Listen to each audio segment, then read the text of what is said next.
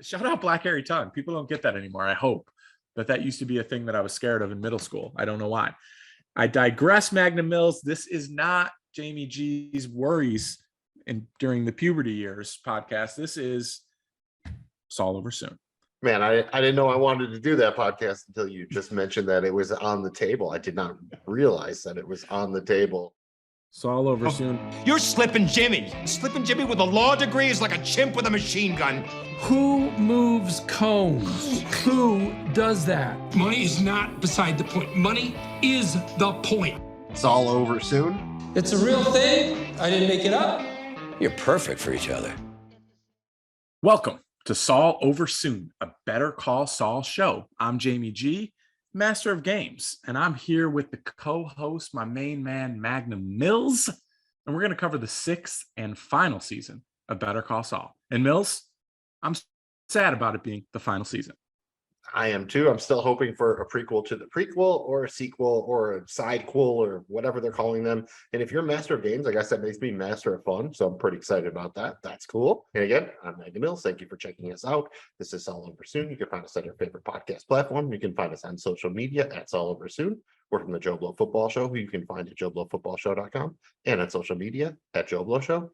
And please, if you don't know, now you know. Saul Over Soon is a full spoiler show. We will be spoiling all events of Breaking Bad, all events of Better Call Saul, and even possibly the events of El Camino. So it's all on the table here. The only thing we will not discuss is any possible screeners, set leaks, rumors, that kind of thing. Anything that's been up on the screen that's in the Gilligan verse is in play here, baby. Yana, may it please the court, we'd like to enter the details of this episode into the official record. I like that you're entering the details and not resigning as my attorney already. Let's at least save that for the end of the program. To paraphrase George Bluth, I do have the worst fucking attorneys. And this is episode 9 of season 6 of Better Call Saul, titled Fun and Games, originally aired July 18th, 2022. This is directed by Michael Morris. This is the 5th episode of Saul that he's directed, the most recent being Wine and Roses earlier this season, written by Ann Shirkus. This is her 6th written by credit on Saul. The most recent was, again, earlier this season, Hit and Run. The short plot synopsis is Gus attempts to smooth things over with the cartel while Mike ties up loose ends. And you notice how they didn't even mention Jimmy or Kim in the short plot synopsis. So, of course, you know that means there's going to be some fireworks, right? Big time fireworks. I would say that it would be fair to call that short plot synopsis not only short, but relatively vague. With all the details officially entered into the record, let the fun and games begin. Oh, the master of the hero-gasm ceremonies over here. I like that. Nom, nom, nom, nom, nom, nom, nom, nom, nom. Mm-hmm. And in the cold open in the teaser, we see the day after the deaths of Hammer and Howard Hamlin and Lala Salamanca. Saul watches the new sign for Saul Goodman and Associates is being installed. Kim does her public defender thing at the courthouse, while Mike and his guys clean the condo. Jimmy and Kim arrive home to find everything just as it should be, but they like to stay at a hotel anyway. Mike burns the remaining evidence in a burn barrel. Kim is struggling, and Jimmy gives her the same advice that Mike gave him during the events of Bagman, but it doesn't seem to help Kim. Oh, man. You just kind of get the feeling here, Mills, don't you, that Kim might not be able to overcome this one, right? She was definitely looked like she was in some kind of shock. She managed to get through the day. You saw her doing her normal court thing or whatever, but when she's laying there in the bed, she doesn't even acknowledge that Jimmy's talking. Thoughts on the cold open in general? I mean, I liked it. It was pretty... I guess you could use the word functional, right? It just kind of it solved the wonder of okay, well, what the hell happened on the end of the last episode going into this one? So they cleaned up a lot of kind of storyline and plot a little bit with it, didn't they? They could have made that what they got accomplished in the cold open could have taken the first, third or half of the episode pretty easily. Seeing kind of, Jimmy doing his thing at the law firm and Kim struggling and Mike and his guys cleaning up. I think they made some nice artistic choices. I especially remember there's a cool shot when the dude's kind of wiping up the blood first from the floor, and then it kind of cuts to Saul. I guess it was salsa and a burrito or whatever he's doing. He's dipping in the red stuff there. And there were a couple of cool cuts, especially Mike in the burn barrel, the way it looked up and everything. So I thought they did continue the trend of, especially cool camera placement and interesting shots. And it was nicely done because it was, again, like you said, it had to do some plot lifting and it was still interesting and artistic. I do want to know though, we never knew there was a Saul Goodman and Associates sign. We just always knew there was a Better Call Saul sign. You wonder at what point, I guess there must be a major remodel, right? You're assuming because we don't see it when he gets a caddy, when he gets a Statue of Liberty. I'm assuming that change happens at the same time, but it's definitely a little bit of a choice. Like Saul Goodman Associate seems a lot more hopeful kind of than Better Call Saul. Yeah, 100%. And dude, back to your just the camera work. I just want to touch on it. Like I thought it was super awesome how it was like the coffee dripping, and not only was it the coffee, but it was the coffee that we saw like the first couple of seasons here with Saul when he was working, with the public defenders and stuff, like the machine coffee. It went from that drip to the blood dripping off the rag to wiping the blood to then him dipping the pasta sauce or whatever it was. Like that was really cool, dude. I really enjoyed it. I thought it was a solid cold open, but again, it wasn't like the teasers that we've seen in the past with this show and with this season particularly, where there's the random colored flower growing and you're like, oh no, impending doom.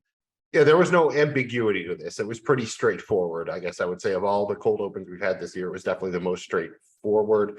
I did also like the shot of Mike when you see him, basically tearing their plan apart when they take the picture down to clean the blood and he pulls all the Post-it notes off the back and he's burning them later. And we did see the coffee thing, I think. And remember the episode where we first met Cheryl Hamlin's wife and he makes the cool coffee with the peace sign and everything? Right after that scene, if I remember right, they cut to that same coffee machine in the courthouse. So it's definitely been come around not only in the early seasons, but even in this season. So a really nice job. That's one of those things that looks pretty cool. And I think they let a whole song play out. So that did run a little bit longer than your average teaser probably. That was probably about 4 minutes or so.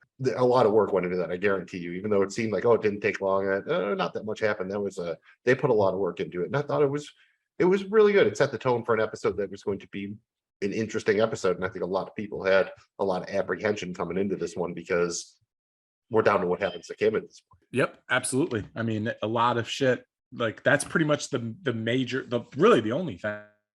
And I will say, Magnum Mills, the only thing that we don't know, as far as like the big storylines, like we found out what happened with Lalo, and now we're waiting on Kim. So I will say this: I do need to give you a little bit of street cred here, a little bit of pod cred, as we say on the podcast world.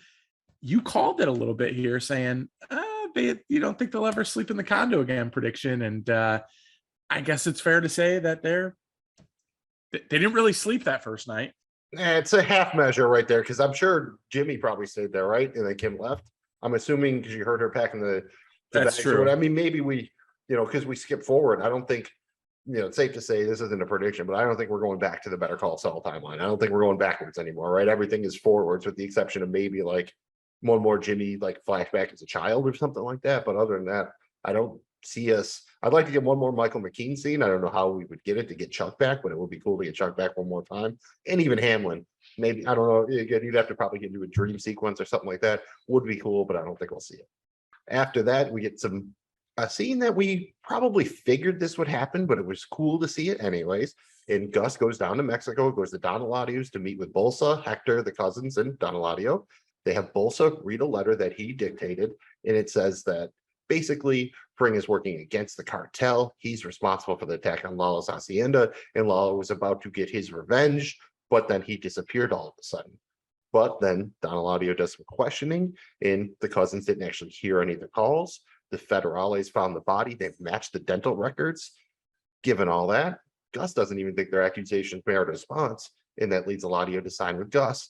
But at the end of the night, when he sends Gus home, he just notes that he saw some hate in his eyes, and it's okay to have a little, but Gus still has to remember who's boss. And I don't think he's talking about Angela and Tony. He's not talking about, because that's the boss. This is just who's boss, not who's the boss. Exactly. Kind of one of those, things with a spinoff where like the comma or the colon or whatever, the is very crucial. Yeah, punctuation matters. And I will say, I love the tension of this scene. This was from like the moment it started. They do such great work with the little things with Gus when he's getting patted down and just that little tap on the side where they just, we saw him getting the bullets plucked out of him. Great work and just great face work on the actor's part here. I mean, all the way to sitting down and how badass is, Don Eladio here. You can always try to go over the top or like the boss comes out weak. I thought this was perfect. He had a killer fucking shirt. I mean, fantastic shirt. Chilling poolside, got the just right amount of jewelry. enough to where he's everything, but he doesn't have to flash it. He's just smoking a cigar. This was smoking a cigar really like well. someone who does it. Like he's like exhaling from his nose. Yeah. Like this isn't just an actor playing. Like this dude must, I'm assuming, smoke cigars IRL because he looked very comfortable doing so. He did, and he in the way the mannerisms of holding it. The guy was in charge all the way, and I love the eye work by Gustavo here, and a couple of real good dialogue here that was pretty damn tense, dude. When Gus played it with, I'm not even going to respond to something so ridiculous. Whoever speaks more loses, and that is clearly what happened here, right? Yeah, it's definitely a nice way to look at it. I mean, deep down, cards on the table. I think Eladio probably knew that Hector was telling the truth. But again, Gus is the big earner, right? And Gus does nothing but, he's the one who brings his money in big stacks, nicely packaged and everything. He doesn't have the flair that Lalo does, putting all in the trunk of a cool car. But Hector is like nothing. He's old school, like, bills and rolls, and he's a pain in the ass. He's always complaining. So you get the idea that Don Eladio might not really care, right? As long as the money comes in. So I think deep down, he probably knew that Hector was telling the truth. Do you think he did? Or do you think he... Again, they had a pretty convincing case with the dental records and everything. Do you think he bought it or not? I think that no matter what, he is going to have a slight amount of doubt here, because I also think maybe it's like, I probably need to keep a closer eye on Gus Fring, because he could be that smart. He could be that calculating. He could be that bold. And that's why I made that comment. I think he doubts it. I don't think he fully believes either way, because it's like there's enough doubt created by Don Hector here that in the way Gus Fring looks, I mean, you get the feeling Don Eladio is a pure gut guy, right? He's going with his gut. Like he'll cut a guy's tongue out if his gut led him to think that it's, got black hairy tongue or something. The basic idea of this, it was a scene that we probably didn't need. You could have inferred most of this, but I think it's interesting the way they did it. In that little bit of doubt, this is a random pull, but you remember the episode Breaking Bad? Obviously, again, we're spoiling all the episodes of Breaking Bad. If you didn't listen to the first spoiler warning, you have 3, 2, 1. When Gus goes down to Mexico and uses the poison tequila to kill everybody. Yeah. Remember, after they do the shots, he asks Don Eladio to use the restroom, and Don Eladio like checks his crotch for a gun or whatever, for a weapon.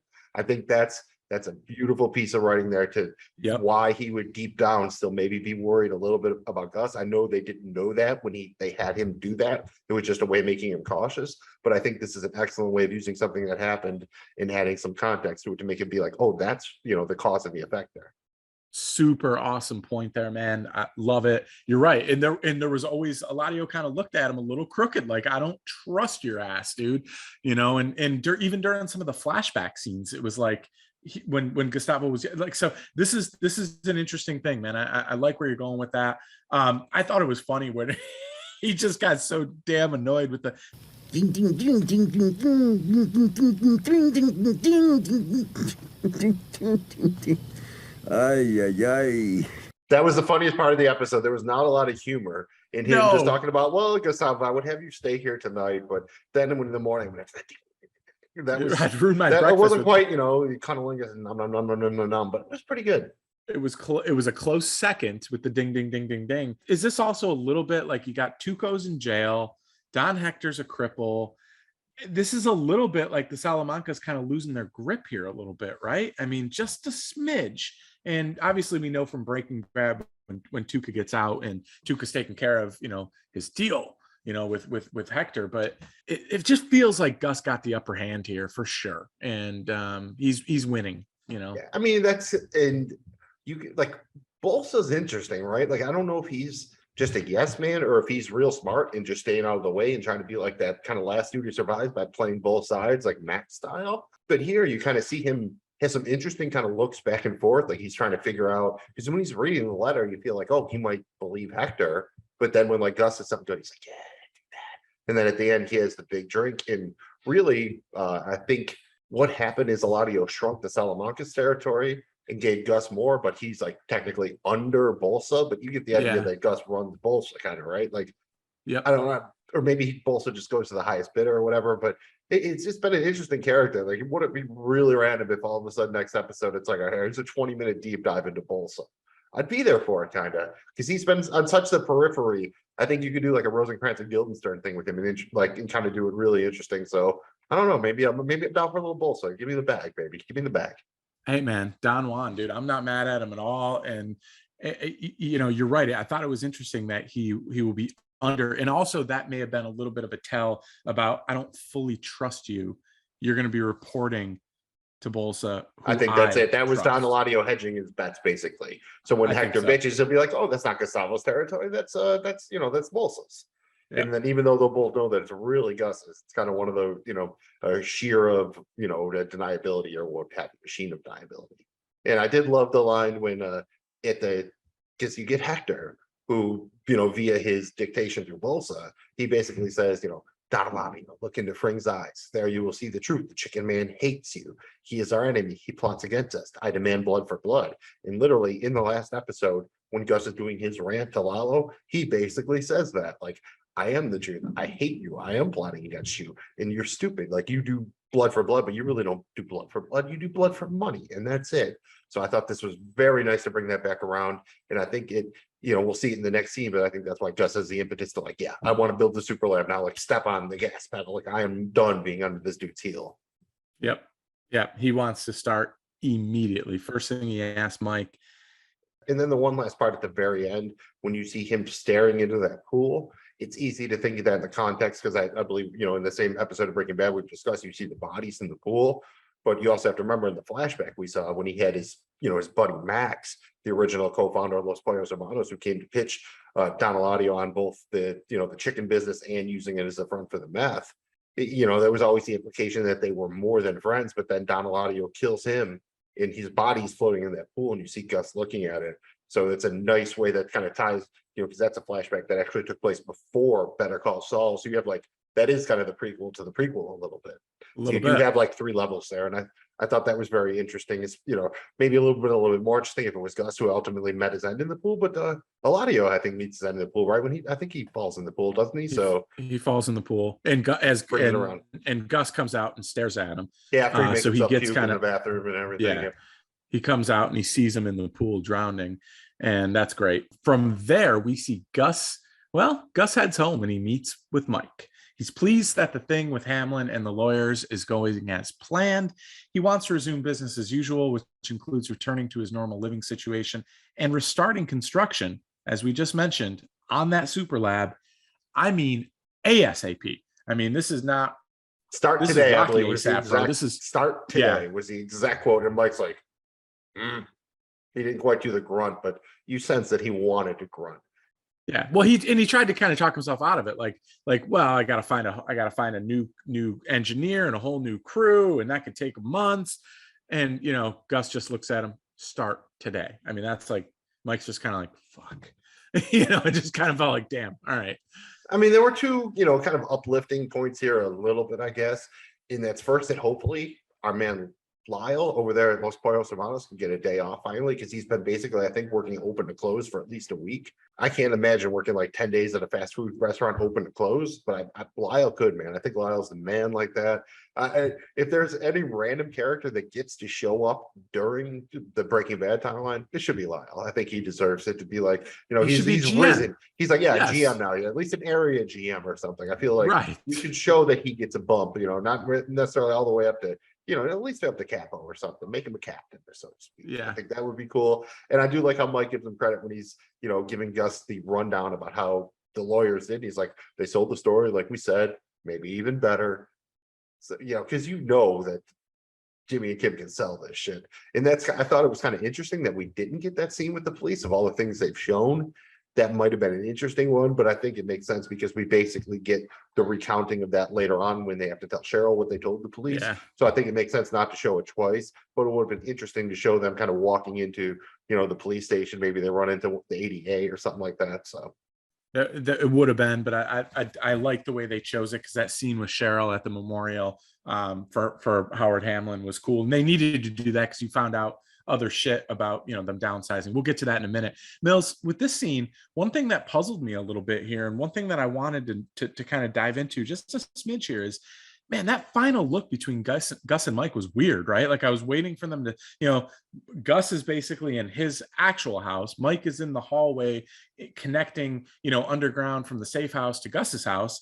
And, Gus is about to like close it and he looks up and it wasn't nothing. It wasn't like a full blown, like lock eyes during a hardcore passionate sex scene or anything, but it was definitely like they looked at each other and like, it meant am I reading into this too much? A lot of subtext, I think there. I think that was basically like Gus looks at Mike like, you're going to do this. Mike is like, I don't think you should do this. And Gus is like, I respect your opinion, but you're going to do this anyways because I'm the boss. And then Mike is like, But it's amazing. I think that's all just through looks, unless our shows would actually say the dialogue or whatever. But that's basically what I took it as. And Mike didn't necessarily agree, but Gus is like, I'm the boss, you're going to do it. And Mike begrudgingly agreed to do it, more or less.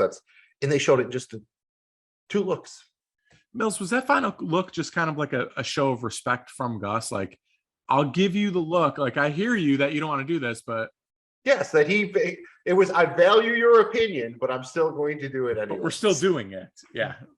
Like he's trying to be like, yes, I know I'm probably on paper wrong here, but I don't care because you don't know what I know. Right. Like he doesn't understand. If Mike had known from Jump Street that this wasn't just a drug thing, that this was a revenge thing, I don't think he would have got in on it. That's it's a legitimate vendetta, not just an opportunity. He thought he was just hooking up with a drug dealer to make some dough for his granddaughter, not like have to participate in the vendetta against one of the biggest cartels in North America. Right. It's different. It's like, it's not necessarily a business operation, because when it's a vendetta, emotion is involved, even though Gus is like probably the most calculating dude on planet Earth, but like still there's a little, you worry about leading with emotion. And in maybe the most surprising scene of the episode, if not maybe one of the most surprising scenes in the history of Better Call Saul, we see Gus Fring let his proverbial hair down. He doesn't wear a collar, not just loosen a collar. He doesn't wear a collar, and he seems to enjoy himself. He visits a trendy restaurant, sits down at the bar where he's recognized by the staff. He enjoys a wonderful conversation about wine with the sommelier, David, who he's talked to many times before. Gus really seems to be into David, but opts to leave suddenly when David ventures off to find a special bottle of wine to show him. I mean, I have to say that I'm not a wine guy. I'll admit it, not a wine guy. Like, I know you do the swirl and the snort, sniff and everything, but like Gus, man, he's swirling like it's a little kid, like making a little tornado vortex, right? Like he's really, I don't know if that's what you're supposed to do or not. Let us know That's in the comments, but you swirl that hard, like you're supposed to swirl that hard. That's a proper swirl to aerate. So you grab the stem and that's a professional swirl. I would assume that they knew what they were doing there, because there are, just a ton of wine references. Like initially he asked for a glass of Dressler and Vaughn. For the best of my knowledge, that does not appear to be a real vineyard, which kind of makes sense when David comes up and asks him how it is, and Gus is kind of like, he's like, enough said. Like he's Bernie Mac in Ocean's 13. And then he gives him a bottle, like that's a great, I'll probably would say play the quote here, but the whole idea with the cowboy with the Monte Cristo. We're talking the full deal, Stetson and ostrich skin boots and the belt buckle the size of Utah on his arm. There's a young woman. He clearly wants to impress his date, so he orders this. He takes one sip and sends it back. And then orders a diet rum and Coke. Those two things are not the same thing. The bottle that the cowboy sent back was René Rosteng's La Ladron. It's a real vineyard from the Rhone region of France. A bottle will run you between $150 to $200 on average. And then we hear a little bit later in the conversation, Gus mentions buying a bottle of a 1978 vintage from the same region, Côte d'Arte, and that'll cost you about $4,500 for a bottle. And I think, right, that he was saving that for when he beat Eladio, right? He's talked about saving it for a special occasion. I assume that was it, right? When like Eladio and or Hector Salamanca, the last Salamanca or whatever, and anything different? Do you think there was a different occasion?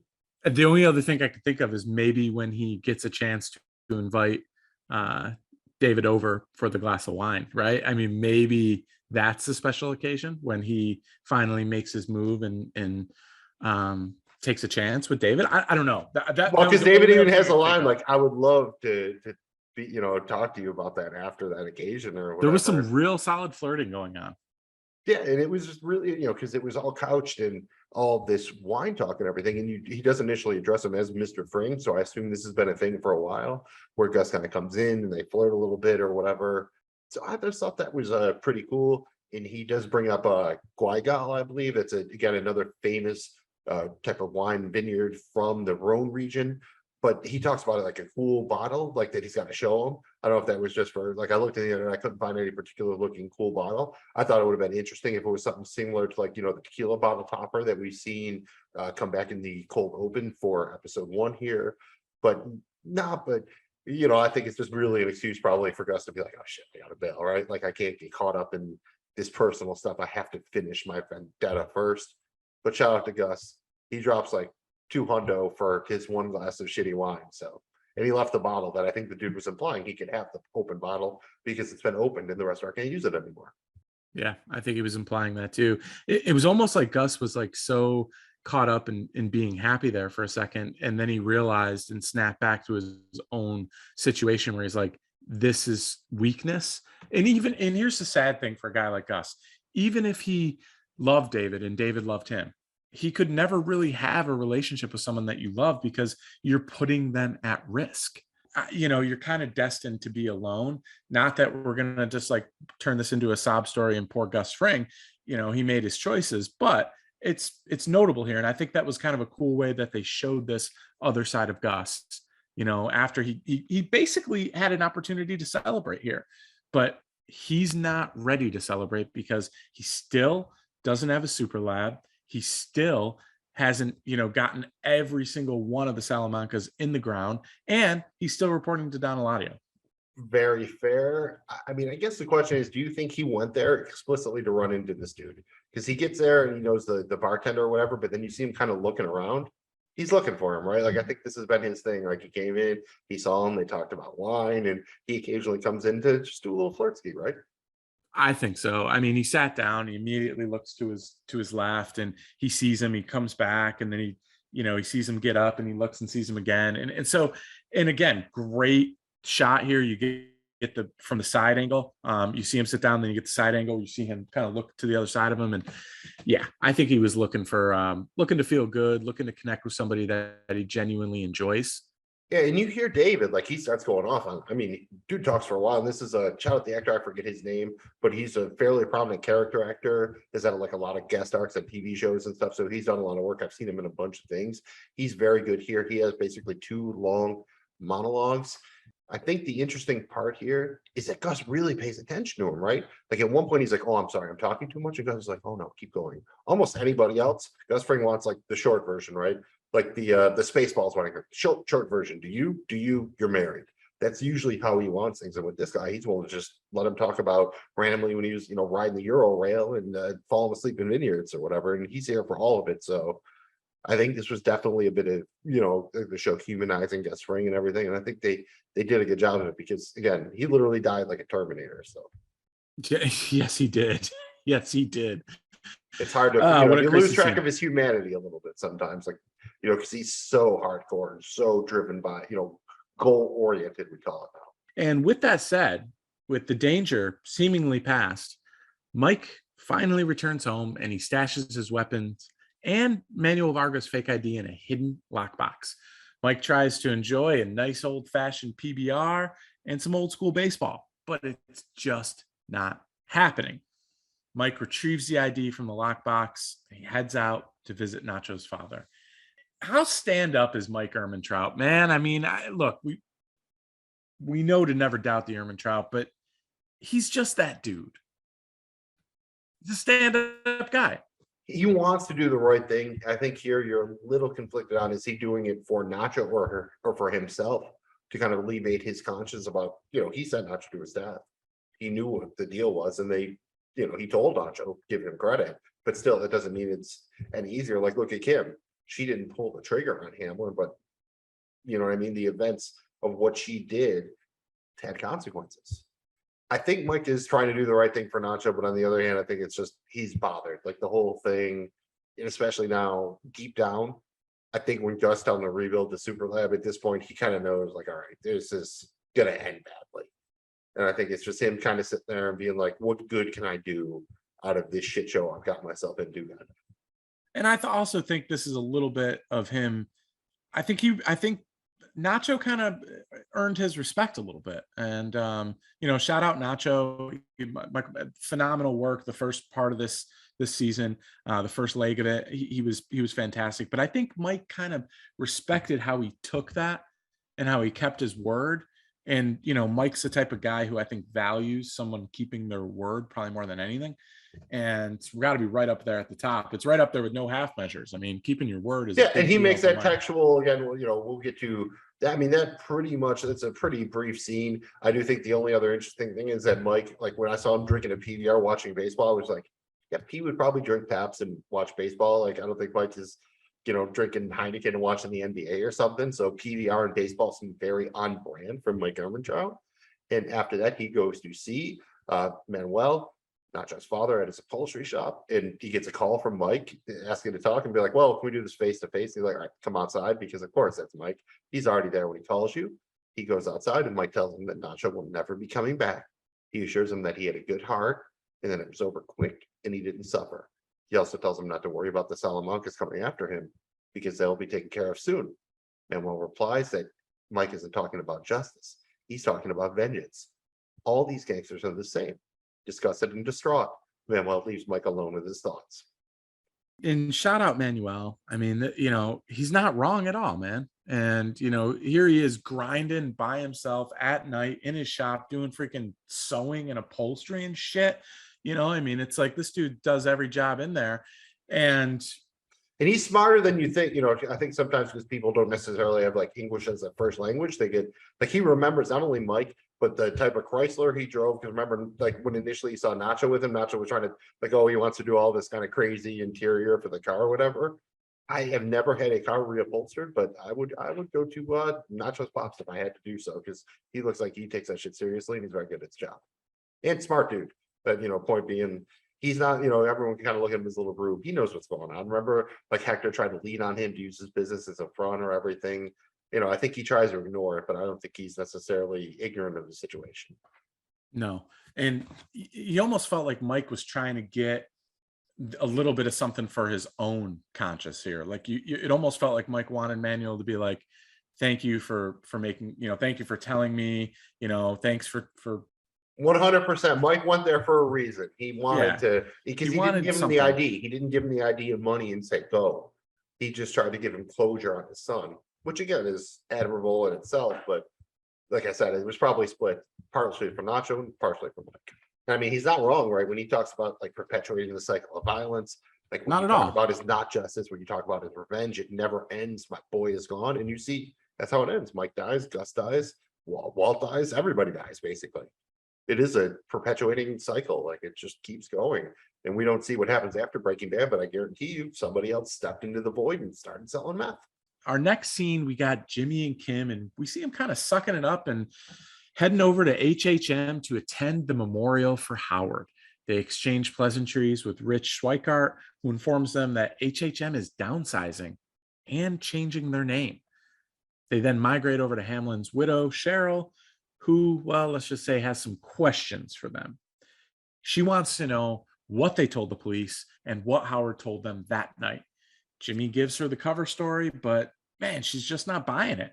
Kim sells the lie by claiming to have witnessed Hamlin snorting something in his office a couple years ago when she still worked there late at night.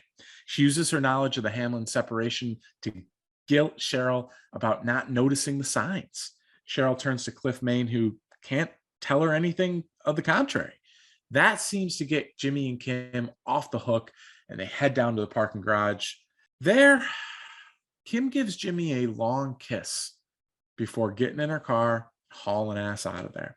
This was kind of a strange look there, wasn't it, Magnum Mills? She kind of paused, looked at him, and then it was like a long I love you kiss, but man, in my gut, it felt like a goodbye I love you kiss. I agree totally. I think there was a decent chance at that point she might have gone home to like a Dear John letter, right? Like Dear Saul or Dear Jimmy or whatever you want to call it. Basically saying what she tells him later on. But I do think that You saw when Saul was giving Cheryl the story, she wasn't buying it. And Kim kind of looks at him, looks at her, and is like, oh shit, I have to do something. And then she does it, and it's terrifyingly good. She's perfect. She gives a lie that's believable, and then she plays on Cheryl's guilt about being separated. So she knows deep down, like she might not have noticed the signs, because she, like, remember like Howard making her the nice golf, she just dumps into her thing without looking. Of course she could have missed the signs. And then she's like, oh, well, maybe I was wrong. Kim plays it so perfectly. I think it terrifies her that she's like, oh shit, like is this who I am? Am I this person that's like, I basically helped kill this lady's husband, and now I'm willing to just lie my ass off on demand? No, she couldn't have prepared for this. This was all on the fly, made it up, it all tracks. It shows you both how good she is, and I think it just terrifies the shit out of her. Oh yeah, and it also, I think she's just And so in her you see head. Jimmy too, looking when she's doing it, and he's like, you don't know, like, you don't know if he's sad or scared or a little bit of both, maybe, like, oh shit, like. And also in love, like even more deeply in love, because she just leaves him in awe, you know, with her skill set. I mean, she's just incredible. Yeah, he's always wanted to be, she's smarter and better than him at basically maybe everything except the hustling. And even that, he would probably admit, if she practiced, she'd be better than him. Yep. She's basically the better version. I thought Jimmy he could tell he was losing Cheryl a little bit. He leaned in and kind of tried to get real with her, but it wasn't good enough. And, you know, this is the first real time we've seen a lot of Cheryl. My thought is, you know, part of me deep down was like, why were you care now? You were so freaking mean to her. You didn't give a shit when he made you that beautiful cappuccino with the artwork in it. You barely even noticed. Now you're crying. But I'm not trying to invalidate her feelings. Losing her husband is hard. And obviously she doesn't accept it. This is losing him in a mysterious situation, no body, so on and so forth. But a little part of me was like, damn, you were so cold to him the last time we saw you. And I wish we got more of the why behind Howard and Cheryl's separation and whatever the hell was going on there. I think it would have helped this scene a little bit. But again, nitpicking, just. Well, on that, one thing was mildly interesting. If you look, you know, because they kind of walk through, they have this big memorial with all these blown up pictures and everything. They're all of Hamlin individually. There are zero pictures of him and Cheryl. My guess is that's a practical thing. I think most of those are actually just real life pictures of the actor Patrick Fabian, because he did a lot of that, like triathlon type stuff and CrossFit. Like, he was really into that, and that seemed to be what most of the pictures were. So I think those were just real life pictures of the actor as opposed to photoshops. But it's kind of odd, right? Like, you don't see one picture of dude and his wife. Like, you know, they don't have kids. That's their family. You would think there'd be one picture of the two of them together. So it's an interesting thing. Almost like she was kind of willing to be done with him. You know, it's like that thing, no one wants it till you take it away. You know, like a kid, I'll play with this toy, I don't want it. Like, all right, I'm going to give it to your brother. And they're like, no, I want it now. You know, now that all of a sudden she can't have Howard anymore, she's appreciating all the good things about it. Mills, was it just me, or was it kind of weird that everyone was just drinking like whiskey glasses, like whiskey glassware just filled with water? Was it water? I mean, everyone just had the same all thing. Looked like water, and they showed it all the way around it. I did not see anything with anyone else. I'm assuming because, again, there was assuming Hamlin was an addict and died in that kind of situation, so it makes sense, I guess, to play it right. And also cheaper, because HAM is also downsizing, changing their name, moving out. So a place like that, they probably would get more flack for serving cheap booze than serving water, right? Yeah, I guess yes. I guess my one question here is, with the plot, wouldn't Hamlin's interest in ownership just automatically go to Cheryl? You would think so, yes. But on the other hand, remember, he was leveraged out to pay off Chuck's part to buy him out. So I think there are some mechanics behind the scene of who owes what. So it wouldn't be surprising if of a fair amount of her, you know, inheritance, so to speak, or, you know, I guess inheritance, but it has to go to paying off the remainder of Chuck's stake, which was then he donated, I believe. Yeah. What's up with this new name? Did I hear Bruckner Partners? What, I don't know who was the third. There really was no other owner, right? It was just Hamlin. It was Hamlin's dad, Hamlin himself, and Chuck, I think. So yeah, HHM. I don't know. And let's, you know what? It's a little teaser for predictions. Maybe we'll talk about that in predictions. Maybe there's something there. And we did learn that Hamlin's wife was also a lawyer. And you can tell by the way she was questioning Jimmy. And wouldn't surprise me if she's a prosecutor, but she was also a lawyer. So that's a interesting dynamic there. Again, wish we would have got more between the two of them. Yeah, and shout out if this is the last we see of Ed Begley Jr. He's been great as Cliff Maine with that kind of weird, nervous energy. And even like, deep down, he's not 100% convinced on the Hamlin thing, but he's like 75. And he kind of looks at Kim and Jimmy and he could kind of confront them. He's like, I'm going to go find Cheryl's sister. She's around here somewhere. Like, that's a dude who's probably smart enough to kind of track what's going on, but he's not a confrontational dude. Like, he did his thing trying to help Howard out. And you have to feel deep down, he probably feels like, all right, I tried, right? Like, he tried multiple times to bring Hamlin around. So I don't think he's probably feeling necessarily maybe as much as the guilt of some of the other people. I don't think so either, but he also, and he did try more than anyone else because he had the son with addiction issues. But there's again, just kind of like with the Lalo and Gus and Donna Lavio situation, there's enough doubt in the air to maybe have Cliff Maine just kind of be like, man, was Howard right? Because he definitely had plenty of evidence, for Cheryl. I mean, he saw a lot. Yeah, well, let's continue to tease it into predictions, because think about it. All of these people at some point saw the American Greed thing or something, being like, oh shit, Saul Goodman's he's a criminal. So they have to think back, like, the way he was associated, and maybe be like, oh shit, maybe there was something to that this whole time. So maybe that comes back around. Maybe that doesn't. And I did like just a little touch how Rich Schweikert, when they're leaving, calls him Jimmy, like, oh, I mean Saul, because this is the episode where we go from Jimmy to Saul. So that was a nice little metatextual bit there. I did enjoy that. We head over to the courthouse where we learn that Kim has filed a motion to withdraw from a case. When pressed by the judge, Kim informs him that she literally cannot represent the client because she's no longer an attorney. Little bit of a bomb mic drop going off here, right? Well, she was hauling her ass up to somewhere. I mean, apparently it was to send a fax or an email to the bar. And we did get a little switch up here. Like, remember Kim's whole thing, she got the ponytail and the tapping foot, right? When she's a little anxious and nervous. Here she goes to the pen. And the client kind of calms her down, which makes sense when she tells the judge, like, oh no, the client knows this already. I mean, I figured something was going to happen. I didn't quite see this. It does make sense, but it does seem a little drastic, right? Like, she wouldn't have to like quit the bar entirely. Like, when the judge asks, is it personal? Be like, yes, one of my mentors just committed suicide by walking into a lake. That would buy you the time you need, right? So I think she is trying to make a drastic change, and the show has to sell it a little bit why she wouldn't do, for lack of a better term, a half measure, like that she would just, I mean, because she torpedoes, even Jimmy says later, like, why, you're a lawyer, like, why take that off the board? And, I don't know the procedures if she can join the bar in a different state or something, but you figure from a money standpoint, you're going to downgrade going from lawyer to something else, I would think. And just, there's not a lot to the scene outside of the plot stuff, but there's, shout out the actor who played the judge, because he's just like, all right, what's the deal here? Like, you made this crazy motion I was willing to hear, and now you want to be set.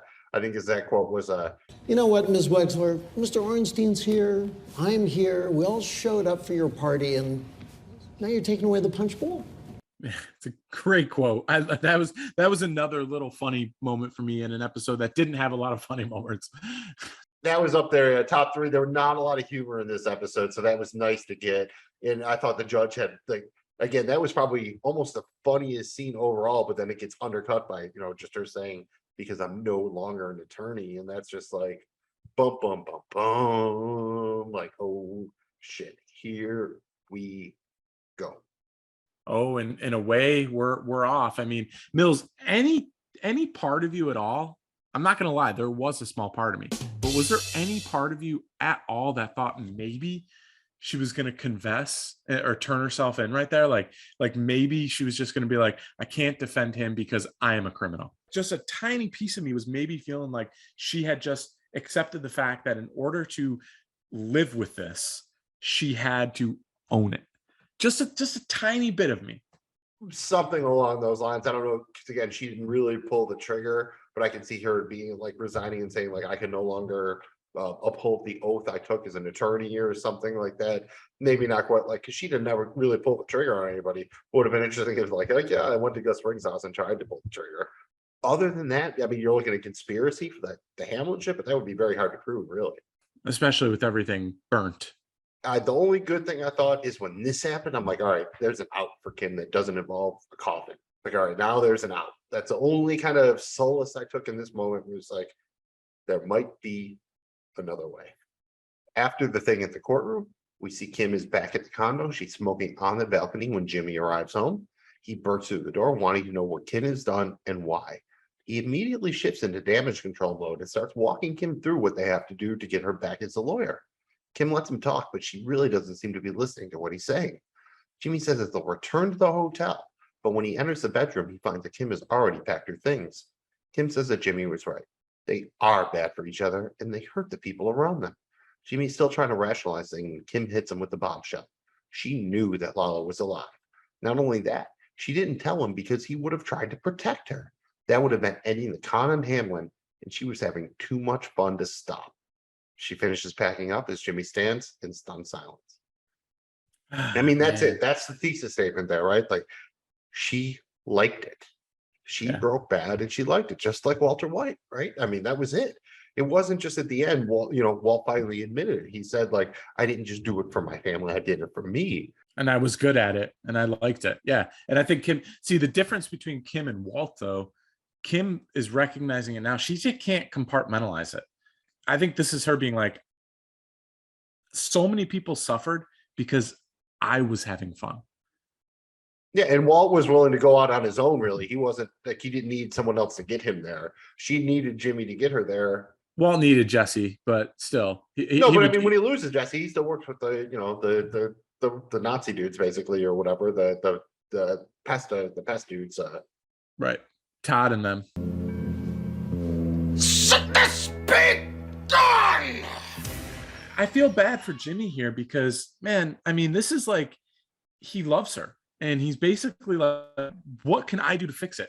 Anything I need to do, I'll do it right now. But when she hits him with that final, and I mean that final left hook, he's left without anything to say. And then just realizing that she's, this is just so hard for Jimmy, man. And he can't talk himself out of this one, right? I think that goes back to the end of Bagman there in season 5, where he does it and he kind of talks to Kim like, do I want to be a cartel lawyer or whatever? And you get the idea that maybe he's leaning against it. Then he has that great day at work, and then you get to the end of the season and Kim's giving him the finger guns and talking about the thing on Hamlin. Like, I always had the impression that he never would have pushed the Hamlin thing without Kim. That was Kim. But again, they feed off of each other. And I think that's what she's saying here is, if they hadn't been together, she wouldn't have gone after Hamlin, but neither would have Jimmy. Jimmy would have been perfectly content to just do his own little thing, and it probably would have stayed that way. And she would have just, kept doing her, she would have gone to that big meeting and done her, her pro bono or underserved nonprofit work. Nonprofit work. Exactly. So she's not wrong. And that's what kind of makes it hurt, because she's not wrong. And I think Jimmy knows it too. I keep wanting to call him Saul here, because this is it. This is the literal transition point. When she walks out of that apartment, Jimmy McGill dies, I think. Maybe he will be reborn in the Gene timeline, but when you see him in Breaking Bad, it's like he's, again, just trying to bury it all down. And it kind of goes back to the quote he says here, what can be done can be undone. And so it's like he undid Jimmy to do Saul, and then maybe now he's going to try to, undo Gene to get back to Jimmy or something. I would love it if you were right. I think we're all looking for that Gene to Jimmy transition, but you're right. I think Jimmy McGill, the last thing making Jimmy was his love for Kim. And now that all this has happened and how he lost Kim, what other choice does he have but go full-blown Saul? And Mills, that brings us to what I thought was a fan-freaking-tastic scene of this episode. And that is a final sequence here where we find ourselves back at Saul's house, where we opened up the season way back with the floating ties, my favorite scene of that first run of the season. And we're now officially into Breaking Bad territory. I mean, Saul gets out of his bed. He's got a nice piece of strange laying there. He tells her, hey, it's time to go. He grabs his Bluetooth headset. First thing he does, nowadays people get up, the first thing they do is they grab their phone. Saul grabs his headset, baby, and he starts his day. He's rolling. Talks with Francesca as he bathes, dresses, eats. He arrives at his office, which now looks exactly as it did during Breaking Bad. He enters his office and he signals Francesca to send the first client of the day in. And I love this little callback because back in the day when he was in the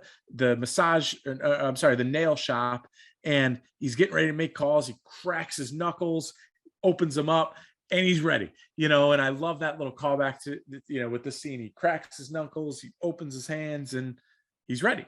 Shout out to all the matchbooks in his drawer there where he throws his Bluetooth in. And dude, he has a comb over that Roy Munson himself would be proud of.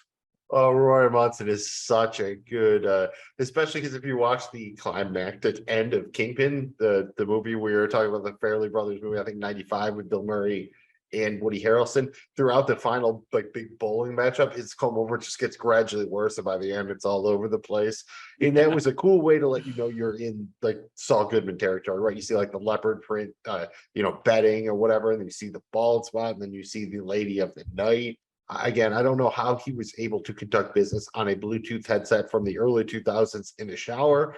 Just gonna go with it. Shout out Odenkirk, because they definitely shot this after his heart attack, and he just walking. I did a lot of this. Maybe he had the little privacy pouch, but not much. So shout out for a dude in his 50s who probably had to do a bunch of naked scenes here to make this work. I'm a little sad that we didn't get how he got the caddy. I guess he just bought it. Probably nothing fun. But I did think that inflatable Statue of Liberty was the one from the Kellermans. Yeah. I mean, maybe because that's kind of one of the things we could get with a Breaking Bad flashback, because if Saul, the Kellermans come at him or something, I mean, after the fact for taking their thing, or it wouldn't upset the continuity of Breaking Bad. So there's some stuff, as long as Saul doesn't interact with the main characters, he can do stuff during the Breaking Bad timeline. He just can't really mess with the main players, which gives them a little bit of option here in terms of bringing back, the Jesse and the Walt, and maybe the Hank.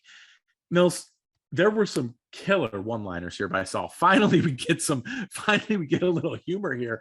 I mean, Saul, you're just getting his part of the conversation, but I mean, how many people have a Xanax guy and multiple public masturbators? Not many, man. Oh, that's my Xanax guy. Tell him yes, and today. I mean, just, you gotta love Saul Goodman here, and another public masturbator. I just love him. Everybody must be doing it. And then shout out Saul, calling back to the Beatles as he's arguing. I love how he's just the shark now, man. He's turned into the full-blown shark attorney. Have him make it sound like I sound good, or I'm suing. Well, he always knew that, right? Remember when he was doing the ghetto commercials, filming with the crew and everything? He always understood how media worked. So that's pretty savvy. I definitely buy that. Remember, what was it? Because Hamlin, when he got Jimmy to come meet him at the boxing thing, he filed for a case, and I don't think it might have been a public masturbator or something, but he was that felt like a Saul Goodman case. He was like, yeah, you're right. So I thought maybe this is a little callback to, kind of if Hamlin was going to create a fake case for Jimmy, it would be a public masturbator. So I thought that was maybe not necessarily something, I might just be dreaming it, but that would have been kind of cool if it was, circle of life kind of shit. Now we see his office fully set up, as you mentioned, in Breaking Bad style. Two questions for you. One, what is the Latin on the walls? And two, does he have that killer wall safe?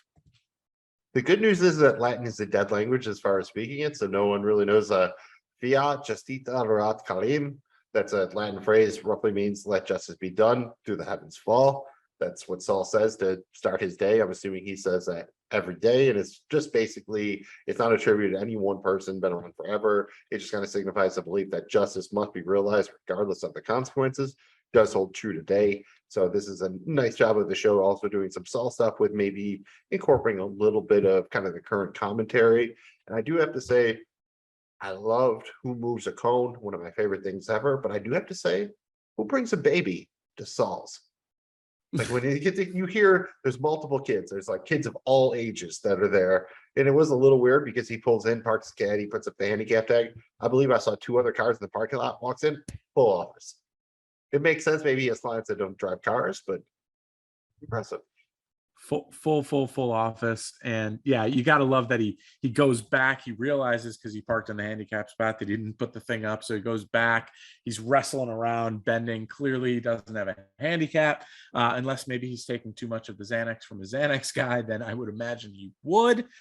But that was just, a nice little touch to bring just that sleaziness that Saul has with him.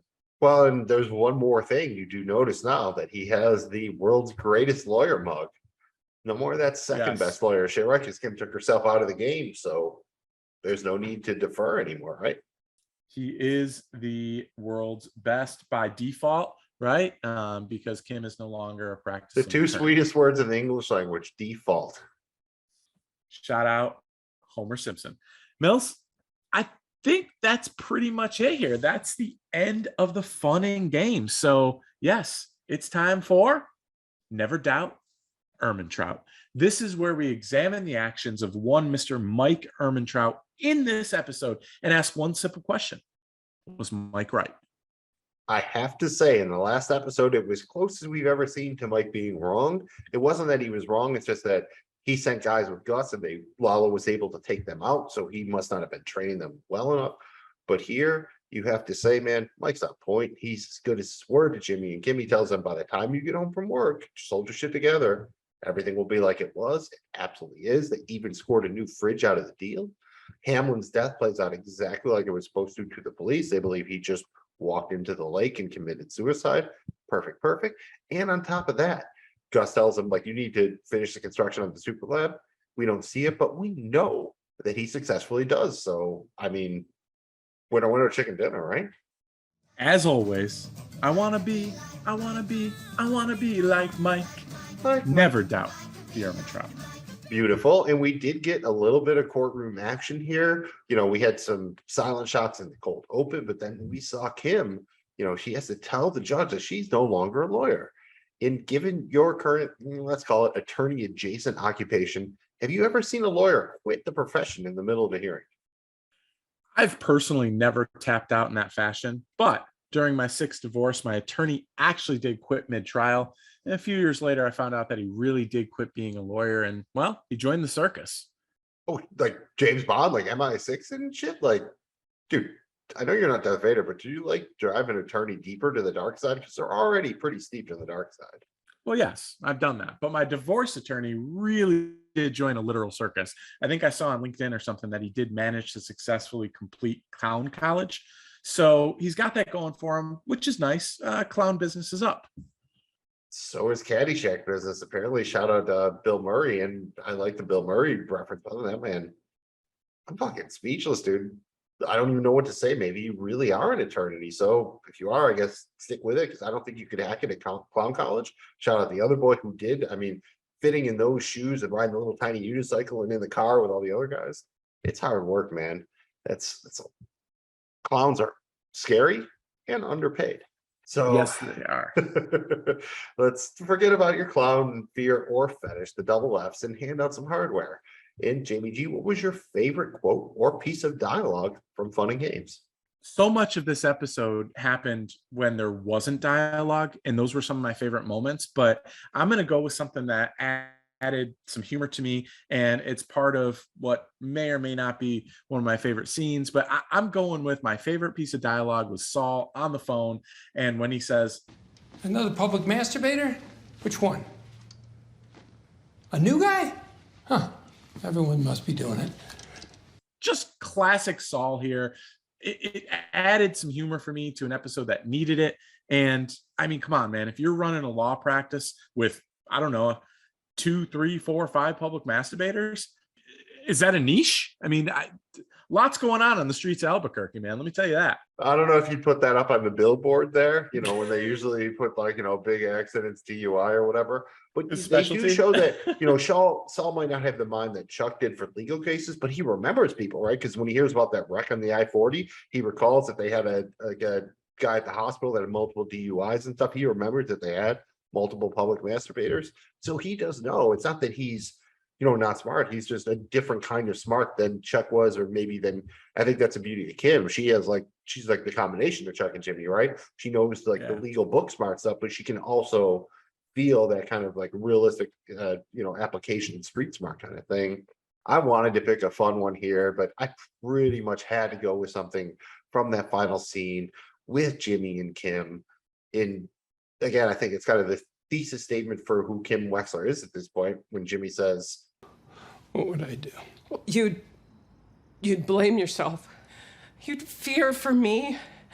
You'd want us to run and hide until you were sure I was safe. You would pull the plug on the scam and then...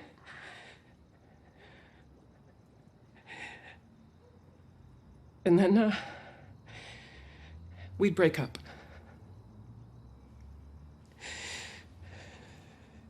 And I didn't want that.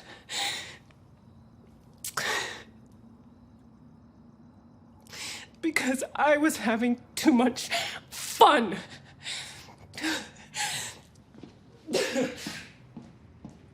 and those are the hardest words for her to say. It's not that we would break up. It's that I was having too much fun. To admit to herself that she was destroying a man's life, his livelihood, and everything, and she was loving every second of it. And again, I think that's what scared the shit out of her, along with her ability to lie so easily to Cheryl, that she just didn't want to be that person. And she is hoping, at least maybe on her own, she can avoid that. Powerful stuff there, Magnum Mills. Let's keep it moving here. Man, I had a tough time here with my favorite scene, because that scene between Jimmy and Kim was just, man, it was moving. I could make a case for a couple, but I'm gonna go with that final scene where we see Saul Goodman, all the way Saul Goodman. And this, we only gotten glimpses so far up to this point, little flashbacks, little foreshadowing. We've, that the opening of this season, part one of this season, but we've never really seen it live in effect. And we got it all the way, man. And he is all the way there. I'm interested to know how much time's gone by here in the timeline. Maybe we get that next episode, but that scene from start to finish, again, the small attention to details. You talked about it earlier with this leopard print. Right away, okay, Kim's not in this bed. That is somebody else. And, this is not Jimmy and Kim's house. This is Saul Goodman's bachelor pad, baby. And it is in all its gaudy form of everything you could possibly do to paint whatever perception he wants on the outside, to hide what's going on the inside. All the little things here, down to the damn Nutri-Grain bowl bar that he calls the breakfast bar, as he's telling her to take one for the road. And he's paying up too, because that was a wad of cash he gave her. This was my scene. I'm really excited. I didn't think it would happen this quick. That's what she said. And I'm sure when we get through this season, it'll be like, man, they did it right at the perfect time, because they're just that good. But here we are, end of episode 2. And shit, man, we've got 4 more here that are going to be pretty much all Saul. So now that leads me to believe maybe that opens the door for a Gene episode. We'll see. I don't want to get ahead of myself, but this was the birth of Saul Goodman on the show Better Call Saul, and where he's all the way there. And I thought that was pretty cool. I cannot argue with that. That was pretty much in my top 3. Because I used it in my quote, I'm not going to go with the Jimmy and Kim breakup scene. We've talked about that quite a bit. I'm going to go instead with Mike talking to Nacho's dad, because I think it gives good closure to both the Nacho character, Nacho's dad, and a little bit to Mike, where he always kind of went out, I don't want to say like a bitch, but he kind of walked out at the advantage on him too easy. And I think this was like not where Mike necessarily died, but where he knew he kind of crossed over to the dark side, so to speak. And that's what he was trying to kind of get off his conscience or alleviate himself of when he went to talk to Manuel. And and Manuel talks about it, like, you're all just gangsters. Like, you don't want justice, you want revenge. And he's right. He nails all of it. It's what happens in Breaking Bad. So I want to make sure to special shout out to that scene. I think that was great. And I mean, if we're going to talk about Nacho's dad, we have to talk about our Nacho man. I want to be I'm not Joe, man. And this is pretty much where we select our MVP of the episode. In this case, it is Fun and Games. I am going to go first. I have been up and down. I got it down to Gus Fring. I got it down to Kim Wexler. I really want to give it to Kim, but you know what? I'm not going to, because I'm using my mental powers to hope that she shows up again in the last 4 episodes, so I can give it to her then. I'm going to go with Gus Fring because he does come out a pretty clear winner here.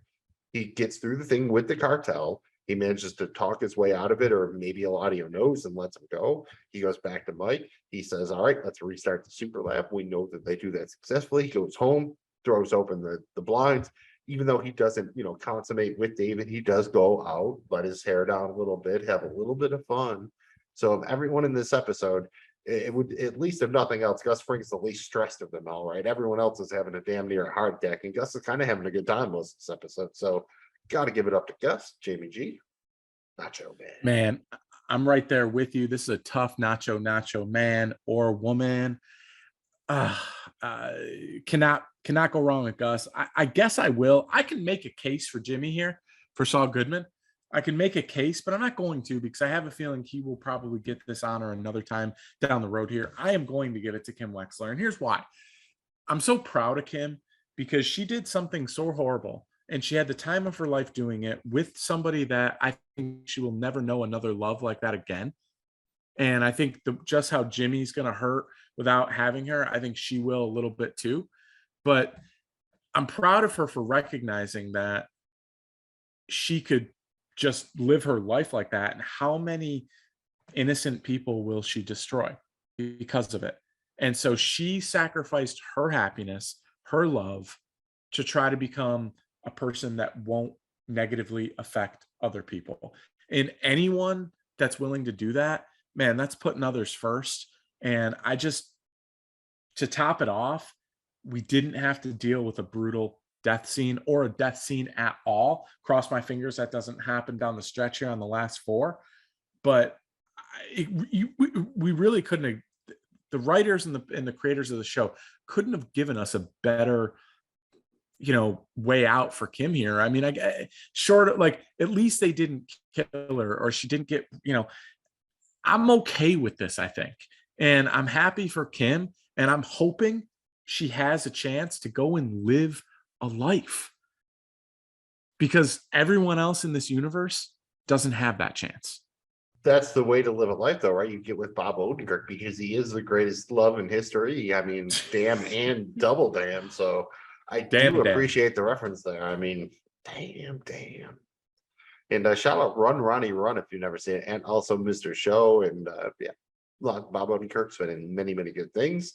And that brings us to the time where we need to stop thinking like Saul Goodman and start thinking like Walter White, because we need to grade this episode on a scale of 1 to 10 of Marco's pinky rings. How many pinky rings are you giving to Fun and Games? I really like this episode, and there's not much about this that I have like a problem with, and I thought it was done really well. It was interesting, and it was dark at times, but that's okay. That's the show. I'm staying pretty high with this thing, man. I'm grading this out at like a 94, 9.4 pinky rings, baby. I can almost fit all 10 fingers, and I almost got a half. I almost got a double half there. So I'm going 9.4 pinky rings. I am right there with you. This isn't quite as high as the last 2 episodes, but very consequential, very good, very tense. I mean, maybe you could argue it wasn't a ton of fun, but that's kind of like what you don't get that. That was the difference kind of between Saul and Breaking Bad, right? Like Breaking Bad, sometimes you get the cooking montages, and Saul, you got the cons, and it was so much fun. Not as much fun here, but it was still a great episode. I gotta go 9.6 pinky rings. It was very good, and I'm happy Kim didn't die. Yeah. If she died, it would probably have been like, I don't know, depending on how her death scene went, it would have been lower, I think, because I would have just been like, oh, you had to kill Kim. How you killed everybody else. You can't let one of our Better Call Saul characters come back around. I was happy with the way it worked out overall. 9.6 pinky ring shits. I think that's fair. Marco would enjoy it. He'd get the fake watch out. I'd wear it around because honestly, I would bet 85% of the population cannot tell the difference between a fake Rolex and a Rolex, or a faux Rolex, whatever you want to call it. So I think you might be a little low on that. That's probably conservatively speaking. Mills, let's guard our groins here a little bit, because I want to go through just some random predictions here, man, before we get out of here. I mean, not crazy wild, but let's go wild speculation here. And what the hell's going to happen in the last 4 episodes of Better Call Saul, man? What are we going to see? let's maybe talk about who we might see or not see again. Nacho's dad. See him again or no? As much as I would love some sort of like Nacho's dad, like revenge plotline and some, I don't think we see him again. I think that's it. The only thing I could think of is if you do if I remember right, I think Cranston said that he has a scene alone. Aaron Paul has a scene alone and they have one scene together. What if it was randomly? Remember when he had like the Charger or whatever? If he goes into Nacho's dad to get his upholstery redone or something, that's the only way I could think of seeing him coming back. But that would be kind of a cool way to tie it in, on some random shit. How about any of the lawyers? Like, you have you got Cliff Bain, Rich Schweikert, Aaron over there from HHM or whatever, or was she from Coakley and whatever? But we see any of the kind of associated lawyer characters going forward. I don't know that we can just let HHM go with no, like we just know, okay, they're downsizing and they're changing their name. Doesn't it feel like maybe we have to get a little more closure with that? I don't know. I'm gonna say we're going to see at least one or something with that kind of old lawyer plot line. 4 episodes, one of them could pop up. That seems pretty fair. How about Cheryl Hamlin? Oh, Hamlin's man. ex. That's tough, because is this problem just done? And part of my question here is how much time went by from the time Kim Wexler walked out of that apartment on Jimmy to the time Saul Goodman wakes up in that bed? It had to be a little bit of time, right? I mean, he's got that whole From what I understand, like what I read, I think people either narrowed it down. It has to be 2005 or 2008 as far as the Breaking Bad timeline when that happens. And I think we were in like 2002 or 3 or something. So it's somewhere between like 2 and 5 years, roughly. Yeah. So I think with that said, I think that the Hamlin thing's dead, because I think Jimmy woke up and he didn't think about it at all. And that's how it's time that you've let it go. And I think he's let it go. So I'm going to say no, we don't see Cheryl Hamlin again. Oh, see, I'm going to go the other way. Like, how in the Gene timeline, how's that the kind of cab driver that seems interested? I am going to go with like Cheryl. If you kind of see here, she seems to believe it at the end, like after the Clip Main thing and Kim, like, oh, maybe he was a drug addict. But think about a couple flash forward a couple of years, she sees on the news that Saul Goodman is this huge criminal that lied about all this shit. Wouldn't she be like, oh shit, he probably lied about my husband? So then she spends all of her time. She's a lawyer, so she's probably got some money. She can start making some dough. So she uses all of her resources and everything to just never stop following Saul's ghost. And so she's the one who has people out looking for him when that cab driver recognizes her or something. So she actually comes back around in the end game, which would make sense considering they just introduced her this season, but now, showed it to us previously, brought it back. I think we get that third time. So I'm saying we see Cheryl come around again, and like she's the one, like she's the ghost that chased them. It's not Lalo, it's not Gus, it's not anyone they think. It's Cheryl Hamlin is the ghost that chases Gene. Oh man, I'm getting chills, Magnum Mills. It's almost like you're in the writer's room. You should be. Hit him up. He's got all of it. And I guess for me, Mills, now that Kim Wexler is not a lawyer, literally what she dedicated her life to be, what does she turn to? Like, what profession is Kim now? Is she social worker? Yeah, social worker, professional poker player. Those are my 2 options. Why not both? She'd be great at both. I could see her in like being a social worker. I could also see her like running, like working in a nonprofit too. Something. Yeah, social worker by day, poker player by night. Like she does social work to like alleviate her conscience, and she makes her money playing poker. Yeah. So she's living in Vegas or something like that. Wow. I hope so. All right. So I mean, we talked about it a little bit before, but do we see Kim again? Let's assume that we do. I mean, Bree Seahorn Emmy-nominated actress, absolutely killing it. They have 4 episodes left. There's no way we go 4 episodes without seeing her, right? So if so, do we see her during the Breaking Bad timeline, during the Gene timeline, or both? Man, my heart tells me both, and I want what the heart wants. I'm going both, baby. I'm going both. The old double dip.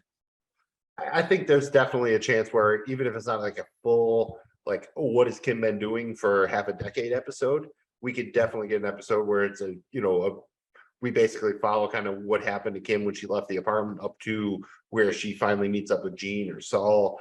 I do think it would be interesting if she somehow interacted with Jesse or Walt independent of, Saul. Like, again, maybe she has to teach high school or something, and then she randomly meets Walter White and she's like, the bullshit social studies teacher or something that he has, see some whiskey with in the break room, something like that. That would be kind of cool. I think that's possible. Well, and it looks like Gene is where Kim was like In Nebraska. raised, right? So I mean, it's not like they went out of their way to kind of show that on 2 different, in both storylines, in both the Gene storyline and in the Kim flashback with her mom storyline. So it's kind of like, okay, so we went out of our way to show that. We saw Kim wearing like the Nebraska like hoodies and stuff before, like when she's hanging out at home. Would it be that far-fetched that when she leaves Jimmy, she goes back to kind of find herself to her home? She wouldn't be the first person who had a midlife change and went back to their hometown to kind of find themselves. So it's not that far-fetched. I mean, I could see that being the way that she gets back in the Gene timeline. And maybe I'm a sucker and a romantic, but maybe Gene finds her and they have an opportunity to live their life one more time, in their golden years or whatever. I don't know. That's what I'm hoping for. I'm hoping for a happy ending, which is stupid because it's not going to happen. That's what trips me up, is trying to figure out the way they could have a happy ending, because I really tried to think about it. I came up with 2 options, neither of which are happy. First is Saul managed to get out of whatever. He finds her and then rolls up and she's like happily married with kids and stuff. And so he just kind of like looks in the window and gives a little forlorn look and walks away to do the right thing and let her be happy or whatever. Or he eventually finds her and she's dying in the hospital because after they broke up, she became like a 3-pack a day smoker because she was going crazy. And like, that's how he finds her. And it's just very tragic at the end. I don't know how they have a happy ending. That's the only, if they do it, it's going to have to be something, I think, where like Saul solves his shit or whatever, and we get a little bit of context for where Kim has been since then. And you kind of end the final episode with them like seeing each other across the street or something like that. And you kind of they look at each other and that's where you go out or something. Like, I don't think we're ever going to get to like see them, like you said, get together and have kids or something like that. I just don't think that's in the cards. Like, I mean, really the happy ending, I guess, would be like, all right, here, like Kim lives back in Nebraska or whatever. Jimmy gets out of his shit at the Cinnabon. And then, one day he's just walking through and lo and behold, there's Kim sitting in the food court or something. And then he kind of just walks past her and she notices a little bit. And then he starts like running a con on somebody about like, oh, I have your hair in my thing or something. And she comes behind and backs him up. And they kind of share a look and then he cut out. I mean, that's wouldn't closest to a happy ending I can come up with. I wouldn't be mad if that was the ending. I would, I wouldn't. Like, you don't know quite if they're going to be together, if they're not, like whatever. But like they fall into their old. Like, are they going to fall into their old habits? Have they learned over the years? Who knows? Yeah, man. And then we could just get a crossover just called Jimmy and Kim. And yeah. Anyways, I mean, you're not far off because the next episode 10, is titled Nippy. It's not quite Jimmy and Kim, but everything else is better, like noun and noun episode format. Here we've obviously shifted. I have no idea what Nippy could mean, but it's going to air on Monday, July 25th. This is directed by Michelle McLaren, and she's a big deal. Like, she directed the Wonder Woman movie. She directed a couple of major episodes of Breaking Bad. This is a big deal. Written by Alison Tallock, who's also written for Better Call Saul before. In the next episode of Saul Over Soon, covering Nippy, will drop on Wednesday, July 27th. And just like that, bam, we're in the Breaking Bad timeline. And holy shit, there's only 4 episodes left. Thanks again for checking us out right here on Saul Over Soon. We really appreciate it. Please remember, like the podcast and our YouTube channel. We'd really appreciate it if you could also rate and comment. Helps us out a ton. And we'd really love to know what the hell you think of our show and any thoughts that you might have on Saul in general, this entire universe. We love talking about it. Mills, tell these folks where they can find all of our content. Thank you, folks. And you can find the podcast on every major podcast platform by searching for Saul Over Soon. We're on social media at Saul Over Soon. We're from the Joe Blow Football Show, and you can find our YouTube channel at joeblowfootballshow.com. And we're on social media at Joe Blow Show. We are also currently wrapping up our season 3 coverage of Boys from Amazon on Compound B. Find that again on your favorite podcast platform and on YouTube by just searching for Compound B. And we're about to cover House of the Dragon, the Game of Thrones spinoff. I think we're going to go with Drunk on Dragons. Not 100% sure on the title, but we will be there for Fire and Blood for the Targaryens. Hopefully it'll erase a little bit of that stank off the Game of Thrones final season. Looking forward to it. Hope you join us. It sounds like a good time. Should be fun. Or at least a hot mess. A very, very hot Dragonfire mess. Thanks again for checking out Saul Over Soon. I'm Magnum Mills. He's Jamie G. And please buckle up because there's 4 episodes left, so you are certainly in the game now. This has been Saul Over Soon, a Better Call Saul podcast. This show is for entertainment purposes only. We are in no way affiliated with Better Call Saul, AMC, Sony Pictures Television, Netflix, or any other production company or association. The views here are those of the hosts only and do not represent any other entity.